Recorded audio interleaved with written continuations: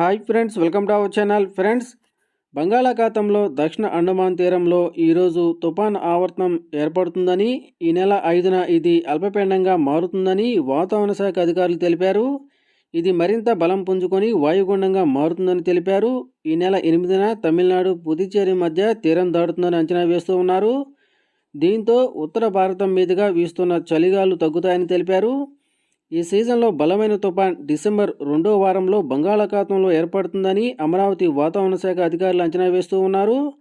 అయితే అది బలహీనపడుతుందా లేక బలపడుతుందా అన్నది చూడాలని వాతావరణ శాఖ అధికారులు అంటూ ఉన్నారు. ఇలాంటి వాతావరణ పరిస్థితుల నడుమ దక్షిణ కోస్తాలో డిసెంబర్ 6, 7వ తేదీలలో వర్షాలు కురిసే అవకాశం ఉందని తెలిపారు. నెల్లూరు, తిరుపతి, రాయలసీమ జిల్లాలు, ప్రకాశం జిల్లాల్లో తేలికపాటి నుంచి మోస్తరు వర్షాలు కురిసే అవకాశం ఉంది. కోనసీమ జిల్లాలు, ఉభయ గోదావరి, కృష్ణా, గుంటూరు జిల్లాల్లో కొన్ని భాగాల్లో, ప్రకాశం, నెల్లూరు, తిరుపతి జిల్లాల్లో అక్కడక్కడ వర్షాలు కురిసే అవకాశం ఉంది.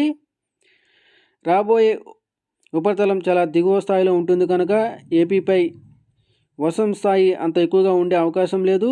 తెలంగాణలో రాబోయే 5 రోజుల పాటు వర్ష సూచన ఏమీ లేదు. చలి తీవ్రత మాత్రం సాధారణంగా ఉంటుంది. హైదరాబాద్లో ఆకాశం నిర్మలంగా ఉంటుంది. నగరంలో పొగమంచు ఉదయం సమయంలో ఏర్పడే అవకాశం ఉంది. గరిష్టంగా ఇక్కడ ఉష్ణోగ్రతలు 30 డిగ్రీలు, కనిష్టం 16 డిగ్రీలుగా ఉండనుంది.